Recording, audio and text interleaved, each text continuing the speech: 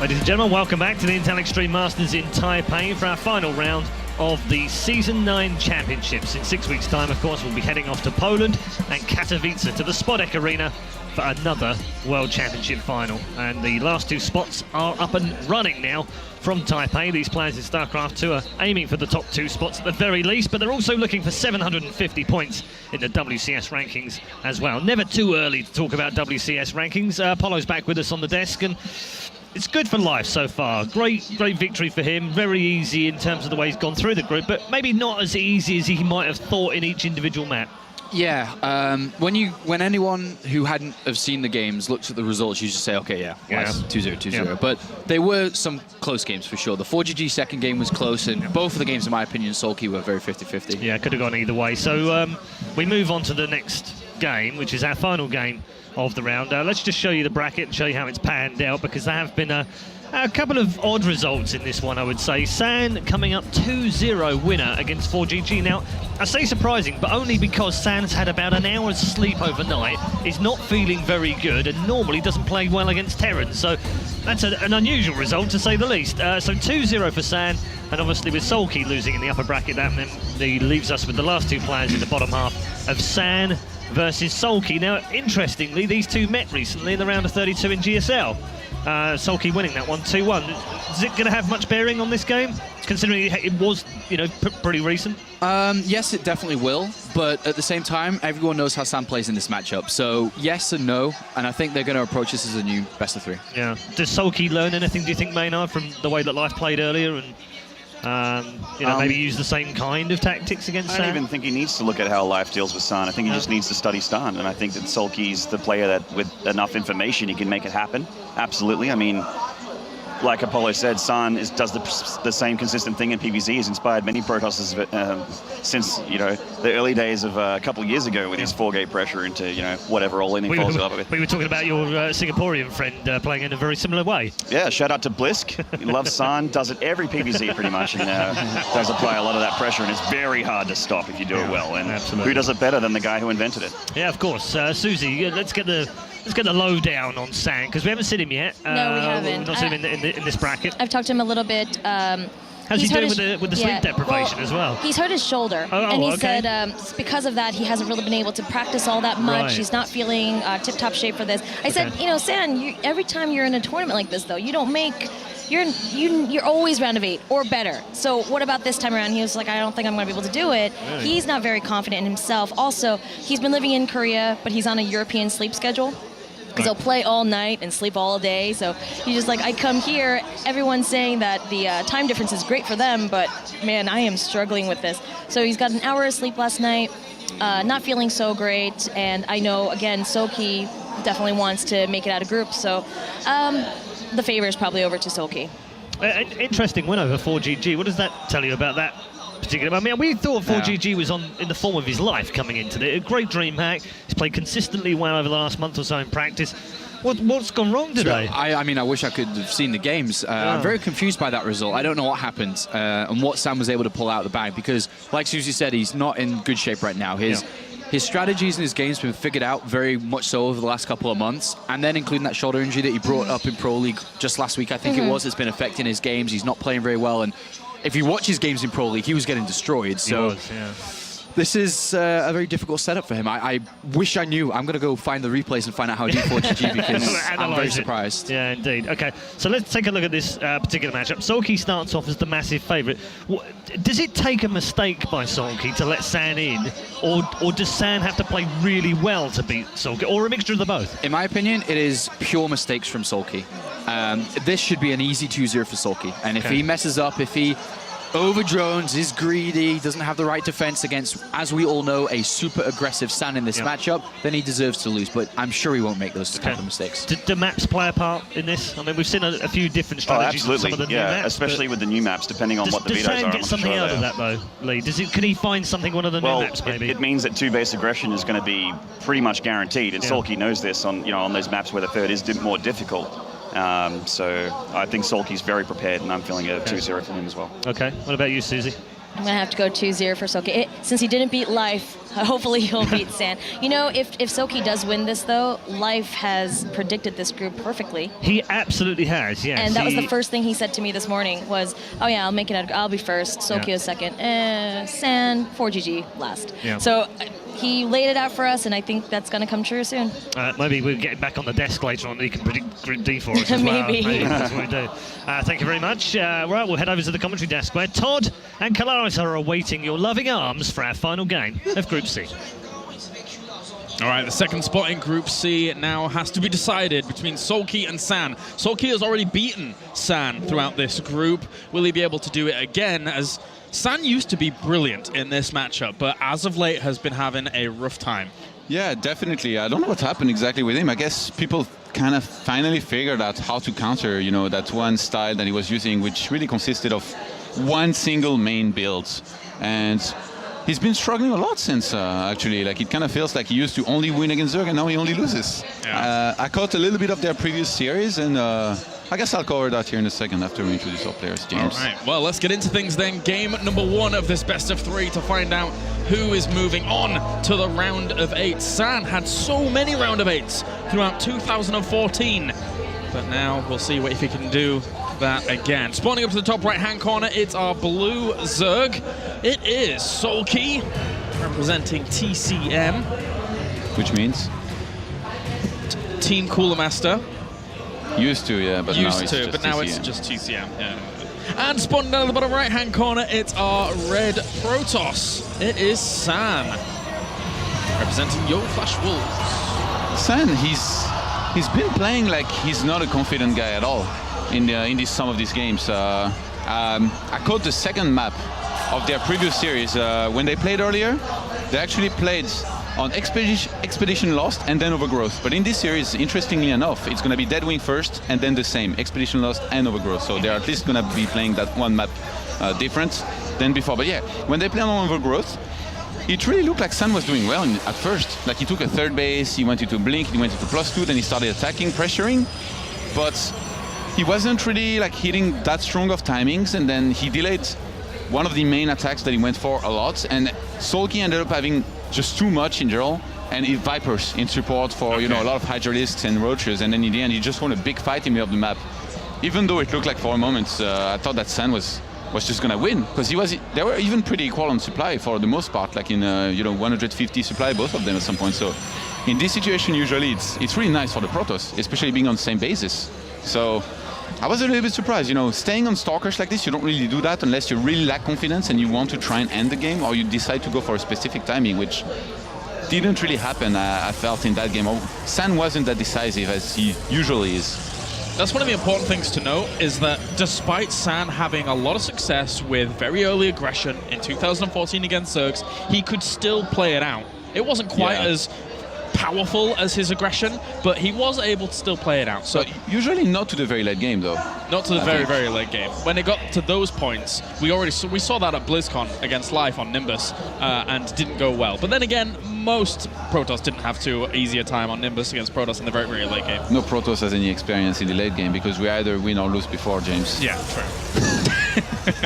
it's true, though. Yeah. I'm joking, but for the most part, I guess, the all-ins, you know, it's really one of the strengths of Protoss, the force fields, trying to use that as much as possible, and it's been more and more figured out. Once upon a time, Zergs didn't even try to bait force fields. They just ran in there, got their force field, and then lost right away. Now, there are so many ways you can play around, you know, a huge sentry count, and Zergs have just been doing well in general. I guess Life will disagree with me, but because he thinks Zerg is weak, but maybe. It's what we've seen. I was very interested that Soulkey actually decided to scout cross spawns first. I think because his Overlord was heading down to that bottom right-hand corner anyway, with the Overlord to just be able to spot where he was all right and nice here for Soulkey, as he does now have a good idea of what's really going on the other side of the map. This probe is being a little bit sneaky on the right-hand side here for Sam, though. And it's only 2 gateways so far, so no third one just yet. Starting to wonder whether he's going to do it at all or not. As I said, he's been struggling a lot more, San, with that build. He's not pulling it off really well anymore. Once upon a time, it just looked unbeatable. I remember it was the Intel Extreme Master Singapore, in which nobody could stop it. And as I say that, here's the 4th gateway, so he's still gonna do some sort of pressure. Yeah, there is a probe up to the top right, as we mentioned before, that was sneaking back and did find itself a little bit of comfort. He gets one ling, and actually the second ling is not going to be able to see the fourth gateway, so that's an important thing to note here. Soulkey is busy, by the way. I think it's pretty good, but it feels like every once in a while he will have that one series where he clearly underperforms. Even if you look at his match history, it's like he beats big names all the time. He's very consistent. He wins a lot more than he loses, but every once in a while, he's just going to lose a series here and there. And it just feels like he's playing a lot worse all of a sudden than he usually would. And not really sure why. Maybe a bit of inconsistency. Maybe. There was a lane that was trying to scout out on the right-hand side, didn't spot that pylon going down, but did spot the fact that some of those units from the watchtower were moving up to the top right-hand corner, which has given him idea as to where that Zealot was going. So he may check up there anyway, because why would a Zealot be moving up there from this point?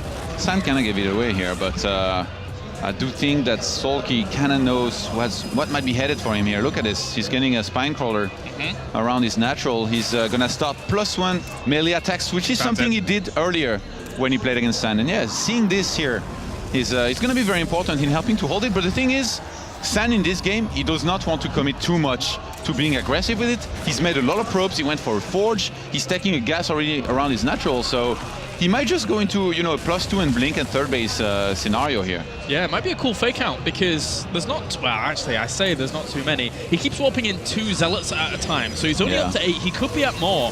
These sentries at the front, 3 sentries worth there, might tip him off to the fact that he doesn't have to make too many more lings, but he's got 20 out on one field right now. He's going to have 10 more. Zealot's going to be able to engage just a small pocket of the lings first, which actually divides them up quite nicely. The Queens weren't really able to do too much during that, as there's only 2 of them at the front, and prolonged Queen production has been something that's really helped out that kind of defense in the past, but here, didn't even need it.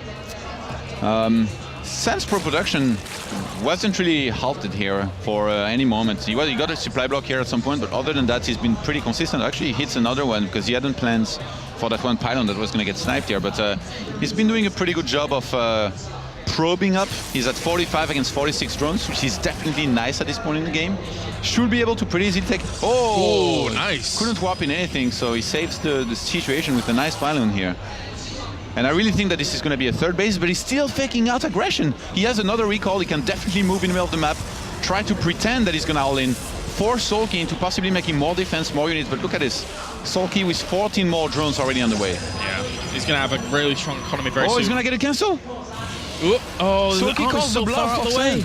Oh, wow. Very well done there by Soulkey to be able to catch that. So, yeah, you were totally right. Called the bluff. He saw in the main base the fact that there was a Twilight Council finishing up with his Overlord. And these lings are being so annoying while San is all the way over the other side. This might... Oh, my God. Okay, San, he's already tilting here, I think, a little bit. Look, he's adding more gates. He's like, you don't want me to... You don't want to let me get another Nexus? You don't want me to expand? Okay. I'll just add more gates and I'll all in you on 2 bases with blink and +2. It's your choice, really. You made units instead of making drones as well.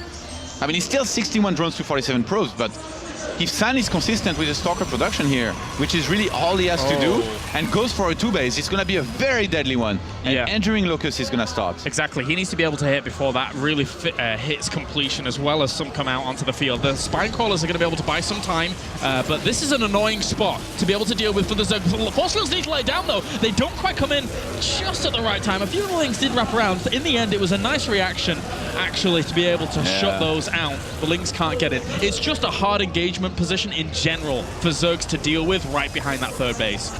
I really don't think that San can hit before Swarmos are going to be out. And then once they are out, I mean, he doesn't even have a Robo. How is he going to kill the Swarmos? I mean, if he had if he had a critical mass of Blink Stalker, so if this was another map and say he can blink in the main, nice force fields, can I get a few links? But I mean, he's just not going to be able to deal with the Locust and Swarmos very well, I think. And I don't think he has the critical mass you will need to break this defense here out of Soulkey. He's got to go. He's got to do something now. Zealot's going to hold on at the back here to be able to deny any kind of run-by that does go on, but San needs to press forward. He needs to press the issue. 4 Swarm Hosts are already burrowed in this location. He sees the Locust now, and he's going to have to power through. There's not much more option he has available to him because Soulkey's economy is very, very strong. I don't know. I think Soulkey doesn't realize that there was no observer. Otherwise, he would only be making Swarmos, but instead he's making a lot of links. Blinker +2 going to have to do a lot here for these Stalkers as he does blink back. The force fields are holding this back for now, but this Spine Crawler in the mineral line with the transfuses and links flooding forwards just a little bit. Sandy's going to start running out of steam here, and actually, he doesn't have that many force fields left. Demolishing Core is taking some damage. He's going to have to recall, I think. He blinks forwards to try and bring down that Spine Crawler, but as he blinks forwards, again, he has to keep using these force fields. He's losing a few of the sentries on the right, actually. Oh, what's that Stalker at the front? But regardless, he doesn't have many more force fields to be able to continue on that push. He already realized that this was just not going to work against Swarmhost and that he needed detection, so he threw down a Robo in the midst of all this. Started his level 1 ground armor and goes for the third base, so he's dealt as much damage as he could, and he's going to transition. The Robo is in a very interesting location. He really, really wants detection over there very quickly. You shall not expand. Oh, and another denial on the third base. Soulkey on top of it time and time again. And it's not like it's not like he has vision there. He just knows when to go each time. There's some sick game sense we're seeing. I was wondering what Soulkey was going to do with all these gas, by the way, because while he was defending here, he amassed so much gas. I really thought that maybe going for Infestors might be the right choice, considering Sand doesn't have any transition to Colossus planned and he's mostly Stalker heavy. But instead of that, he's going to go for a Spire. So I guess a decent count of Swarmos with 11 now. He's going to go up to 15 with the 4 more he's adding on, possibly into a Mutat transition here. This is a brutal situation, though, for San. In the end, on 2 base all this time, and the Locust just keep pushing back the Gateway Force on the right-hand side, making it very difficult for San to really do much of anything. It's going to be up to the Warp Prism itself to do something, I guess, unless he's just going to keep it with the army for Warpins at the front, but he has loaded up a few Zealots. Queen's in the main. Find a triangle. Queen's in the main, ready to defend against the Warp Prism. Soulkey's game sense has been incredible so far this game. He knew that San was going to head up there. Needs to force field, but even still, he needs to bring down all of these queens very, very quickly to be able to deal with it. The Swarmhosts are actually moving across the map to get in an aggressive position whilst all of this is going on. The blink has to continue, though. Stalkers are going to have to do so much in the main, but Link's flooding forwards, holding time, and the Swarmhosts, they're just going to absolutely lay waste to the entire base at the back. Brilliant decision-making here by Soulkey. He knew there was not going to be a way for him to get up the ramp against the repeated force fields of San, so he goes across the map, and he's just going to eliminate San if he has to. The Queens need to focus down the Warp Prism during all of that, limit any more reinforcements that would have come along, but it's not going to be the case. He did lose a lot of the Queens, but how are you supposed to deal with these Swarm Hosts? Actually, the Locusts weren't doing too much just there. There are still a lot of Stalkers here to be able to keep going, and he has room to be able to warp in more, but still, what is his answer to the eventual Swarm Host numbers? I don't know. With the Robo being on the map, he could actually get a Warp Prism, try to play a base trade, evacuate with some probes, and try to eliminate his opponent, with the Swarmos being so far out of position as well. But there is a single observer, which is now back at home here for San. That means he cannot kill the Swarmos that are inside the base of Soulkey here defending. Yep, he caught a few of them as they were popping out of the eggs very, very quickly there, but the ones that are on the ground, or underground, very difficult to deal with at this point, as he's going to lose his natural, he's losing all of his economy. He's actually saving the idea of these minerals. Could have warped in a few more units, but is saving them currently to try and do something later on. It's because it's a very, very odd situation he finds himself in. Yeah, GG, not much more you're going to be able to do there against that many Swarm Hosts, and Soulkey is able to take game number 1. With some insane game sense, actually. So many moves were great. The cancel on the third base both times that he went for it, and the blink in the main. He knew it was going to happen. He knew it was one of the only way that maybe San could try and come back and steal this game away from him, and he was prepared. All right, well, that does it for game number 1, guys. Join us after the break when we'll have game number 2 of Soulkey and San.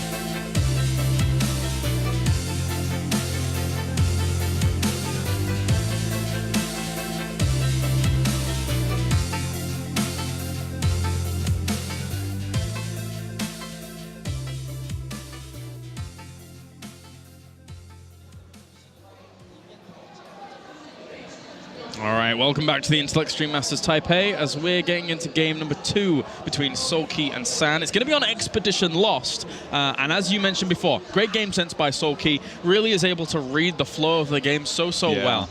You know, this kind of move to me really goes to show the brilliance of a player like Soulkey. Not just the 2 base cancels, but being in a situation where he's held the initial Stalker attack and he says to himself, he's not going to break the front door. What's the next step for him? He's probably going to go for the main. He has Blink, he can get a War Prism probably, he can drop sentries on the ramp. I'm going to get ready for this. Gets all of these queens up his ramp, he's ready for any kind of War Prism harassment or Blink in the main. And in the end, even though it got breached and, you know, he lost a lot, he knew that with the Swarmos counter, it was definitely going to work out well for him. And so many players, I think, would have tried to, you know, burrow the Swarmos at their natural and try to go up the ramp.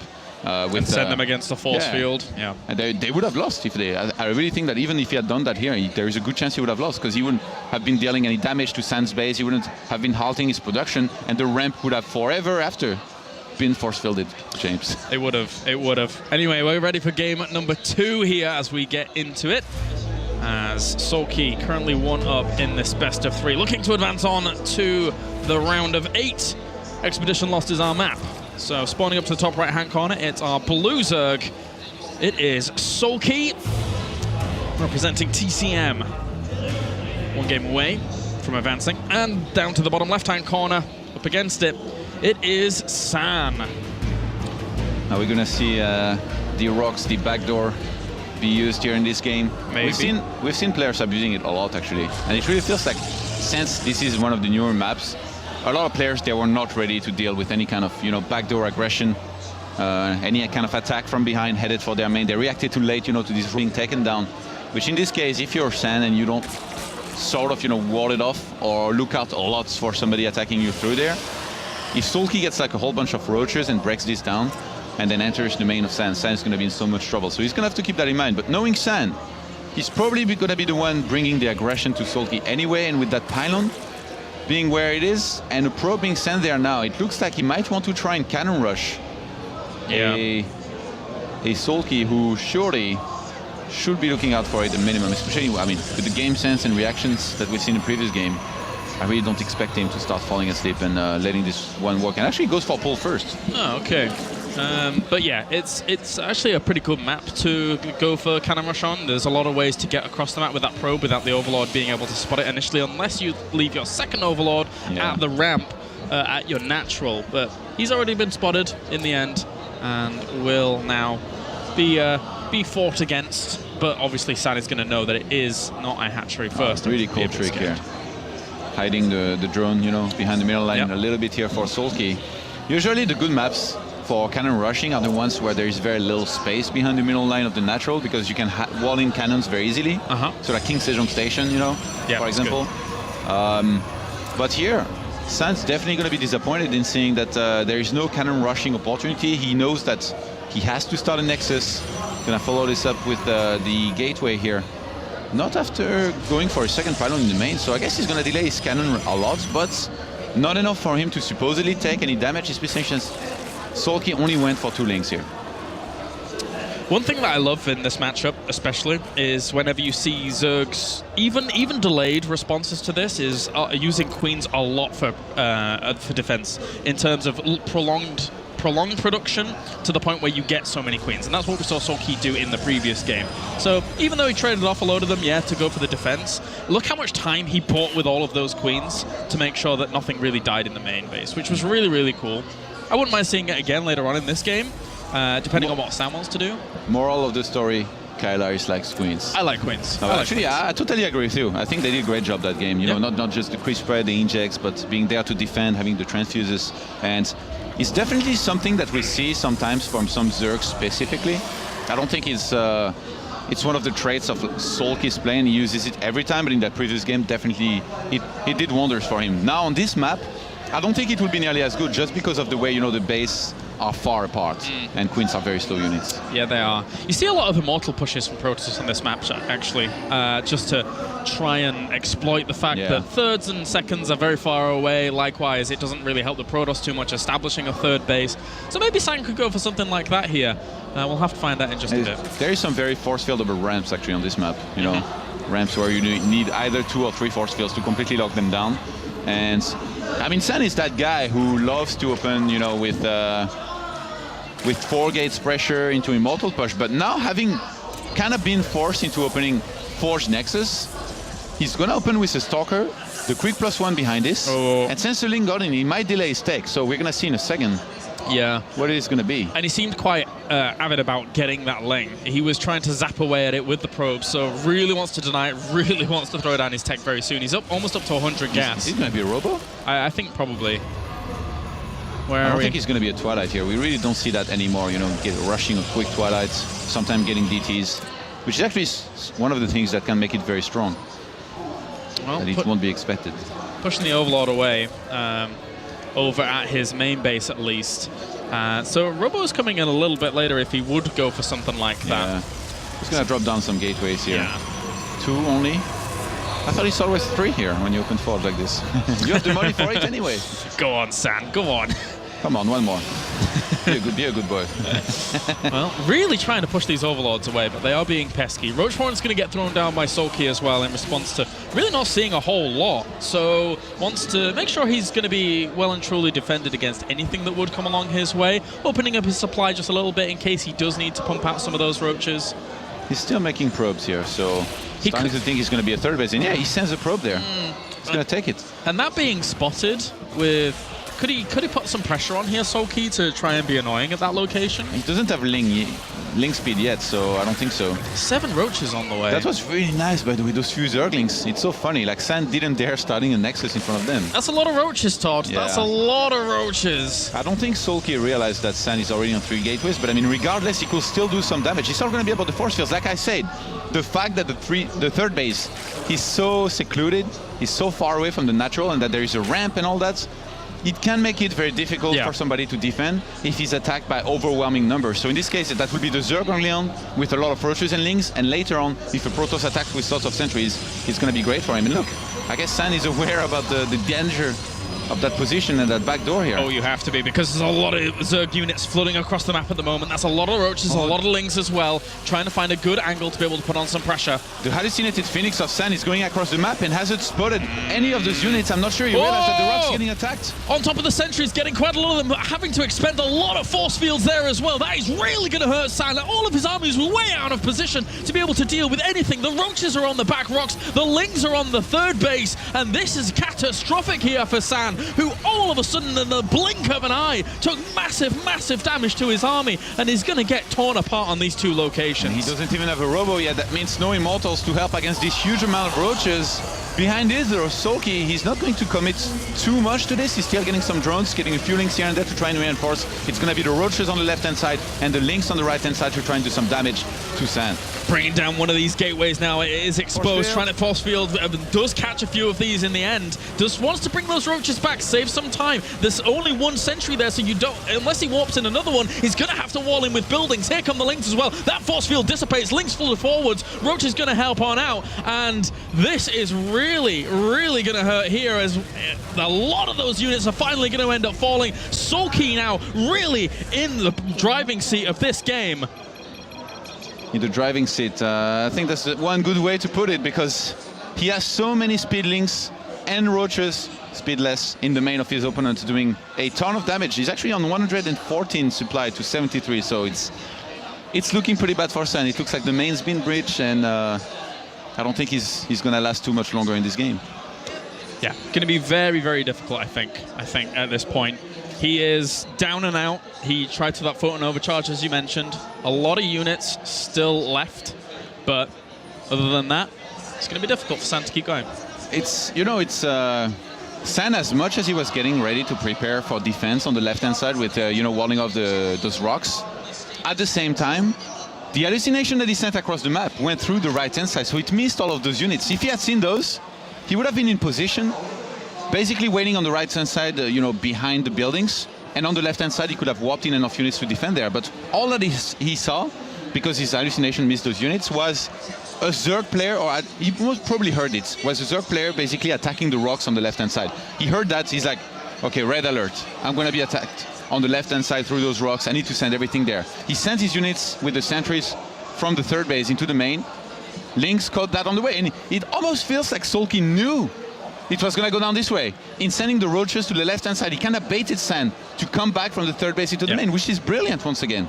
It's so difficult to establish a third on this base as a Protoss player, unless you're being super, super cautious and very, very slow and methodical about the idea of doing that. So, in the end, very, very hard for him to make sure that that's going on. Soulkey exploited it perfectly. And this is why I went back to the idea of like a two-base play for San on this map. I think that would, especially considering his past and his background, may have given him the best chance, even though Soulkey was probably aware of that could happen anyway. He had the Roach Warren down. It serves multiple purposes, not only in the offense, but also the defense. Is there anything that San can do? I really don't think so here in this situation. It just looks like his base has been breached. Recovering from that situation is almost impossible, being that much supply behind. And the thing is, even if he held, he will just lose so many probes to be able to hold it. So Soulkey, his ZvP is looking on points so far. Yeah. Very, very strong. Very pretty impressive. And also... Even scares me. You know, my PvZ is good. Even you? Whoa. Oh, used to be. Okay. But, I mean, there are a lot of other good Protoss in this tournament as well. Let's not forget. If he's able to win this game, obviously moving on to the round of 8, you've got people like Rain in there, like Hero in there, even potentially Parting moving through later on in the day if he's able to go through a pretty tough group as well. So... Yeah, with Hydra, Maru. Oh my god, Maru. Maru, man. Are you excited for Maru? I'm pretty excited for Maru. Although Maru versus Life possibly coming up has me so excited. I don't even actually know if Maru is excited for Maru. He just looks very, very calm all the time. So I don't even know if he's excited for himself, but yeah. He's just very good at concealing it because he doesn't want to give any weakness away. I like that. He doesn't want people to know he's human. It's probably false, but... Oh, and actually saying false, I know who the last player in there is true. There you go. Oh, James, the hashtag Team Bad Puns is back with you. It wasn't even a pun. It actually reminded me of who was in there, so there you go. Oh, well. So, yeah, that makes up for a very good group coming up in Group D. We're just getting back into this game in a little second as Soulkey and San are looking to recover this game in a sec. But in the end, long story short, San is in a lot of trouble. Yes. Almost dead. This close to being dead. I didn't see how many units he had left, but I think it was almost nothing. And it was so close. You know, like when he lost that gateway in his wall, if he had been able to replace that with a force field, so basically just gotten a single other sentry and force fields that, he can possibly keep on force fielding it and then hold very comfortably. And it changes the game because then suddenly Soulkey's massive army is just going into a mid grinder of force fields and Protoss units, and he's losing everything. He has invested a lot into this. I don't think I would go as far as saying he's behind, but then his investment just wouldn't be worth it. He would have quite an economy behind this. He's still on 3 bases, but if he's not able to bridge San here, San is still in this game definitely. But now, having already been bridged and having this many Zerglings and Roaches in his main, San just... It's going to be nearly impossible for him to hold this attack. Yeah, I think the majority of the units that San currently has are being swamped by Lings. So Swamped? Swamped. What? Swamped. Like, surrounded, lots of them on top of them. Okay. Yep, that. I would have settled for swarmed. Swarmed. Okay, you can do that as well, I guess. But swamped is a thing. Swamped is a thing. I believe you. Yeah. Okay, good. I'm just glad I learned a new word, which I'm probably going to forget in 5 minutes anyway. Yeah, so. probably. Just like I forgot all my French. Anyway, so in a second, hopefully we're going to be getting back into Expedition Lost here. It looks like we're going to have around a 10-minute or so recovery in between this. Not much San can do. Not much he can do. Yeah. Who are you looking forward to in Group D the most? Out of all the players that we have, is it Maru? Because for me, it's always Parting, because it's Parting. I don't know. I think Maru is... I'm expecting his play so much, but at the same time, Parting has been dishing out some... he's been taunting Hydra on Twitter a little bit. And what's funny about this match is that not only both of these players think that they're going to win against each other, but they think it's going to be easy. I talked to both of them. Parting is like, man, Hydra is going to be so easy. And Hydra, same thing. He's like, I'm really good against Parting style, which is aggression. So I'm really looking forward to this match. So am I. So am I. That is going to be very, very good. Apparently we had some... Somebody wants to read this. Oh, brilliant. Wants you to read this. He's French. I will read it first, so French... No, wait, I should... French people or just people in general can hear what it sounds like. bonbons fourrés enrobés de chocolat au lait. Bonbons Ferrez enrobes de chocolat. Au lait. Au lait. There you go. That's my English to French. Bonbons French to English. Ferrez. Bonbons Ferrez. That was it, That right? is why you cannot speak another language. I'm not very good at French, Carlisle. guys. I'm not very good at French. All right, it looks like we're getting back into the game. Let's go. Game number 2. It could be over very, very soon as it's all going very pear-shaped here, San. As you can see, the Ling's really on top of a lot of this army. Actually, the Photon Overcharge not there. GG. What an amazing finish to the end of the game. Game number 2 is done. And dusted. And dusted. There you go. This poor San, I can't believe he had to wait for this. He was probably about to tap out too. He was. He was just going to tap out. I'm just going to give him a hug when I see him later. You can give him some bonbons de fureurs. So, pretty tough games for this poor San, actually. He truly feels like right now he's hit an impasse with his PVZ, and yeah. Soulkey is just older than life. He's had a pretty easy time, you know. Made it through the open bracket, even tweeted it was very challenging to make it through the open brackets. Kappa, he tweeted that. Well, that cheeky guy. He shouldn't say that, considering how badly he's done. Well, not badly, but he wasn't able to go through the Intel Extreme Masters qualifiers in the past. But then he made it easily through the open brackets. All right, well, maybe he's back on form. Great. I'm happy for that. That's good. He lost his first series and went down into the lower bracket. It wasn't exactly easy. Okay. Anyway. So in just a little bit, I think we'll be able to hear from Soulkey. But that pretty much wraps up things for Group C. We've had what a lot of people have predicted to be the result. Obviously, Life going through in first place and Soulkey going through in second. And is anyone surprised? No, I don't think so. It was kind of all about the Protoss yesterday. One Zerg squeezed out of those groups. And today, so far in Group C, it's been all about the Zergs. Are we going to finally have a Terran make it? Maybe. Maru has a good shot, a very, very good shot. Unfortunately, Polt and 4GG were eliminated. Polt not looking as solid as we normally imagine. And then 4GG having a little bit of a problem because, let's face it, this group was very, very stacked. Yeah. So that's how the cookie crumbles, and unfortunately both those 4GG is so good TVT, and he doesn't get it too much, actually. No. Even had it in WCS Challenger, actually, and Marine Lord gave him a really good run for his money. So 4GG not looking as much with a spring in his step at the start of 2015. He did tweet that he thinks he needs more practice. So. Okay, fair play. Well, that does it for us here at the caster's desk, and we can now hear from the winner moving on to the round of 8. It's Soulkey. Thank you very much, James, and Todd there with the English lessons and the French lessons working in different ways, let's say. Joining us at the desk is Soulkey. Congratulations, Soulkey. Well done. Very good game. Hard work at the end because of the delay, obviously, in the change and then winning very quickly. Are you all right there, Sean? It was really low, so I tried to bring it up and I went further down. Sorry. You were chatting with Soulkey beforehand because you've played each other before. Yeah, we played a game of rock, paper, scissors a long time ago. Was that GSL season? It was the OGN season finals? 1, season finals. Was it the finals of the rock, paper, scissors? Yeah, when me and Day 9 went to Korea. Right. Was that in the OGN lounge with Chobra. Right. Was that when rock meta was popular, or? Yes, I think so. Yeah, and I lost. It's but always, that's no surprising. The Koreans were really good at rock meta. The rock meta always comes back. Yeah. Anyway, Soulkey, much more serious stuff. Game 2. So how do you cope with stuff like that when it goes wrong? How do you stay focused? 그 2경기 때 끝에 그 잠깐 저장해야 됐었잖아. 그랬을 때 포커스는 어떻게 계속 유지를 하는지? 그냥 이미 상황은 이겨 있다고 생각해서 키면은 바로 그냥 지지 받아내겠구나 생각을 하고 있었어요. He said it didn't really matter. Like at that moment, he knew he won. Yeah. He goes, as soon as the game came back, I knew he was just gonna type GG anyway. Okay. So. All right, it was Apollo's fault. Apollo. It was his fault. 잘못이었다고. Yeah, that was me. 얘 잘못이었어. Sorry about that. There's not really too much to talk about the games because I think they're kind of straightforward. It's very easy. But I asked this to, who was it I asked to yesterday? Rain. How is life away from Pro League, Kesper, and so on?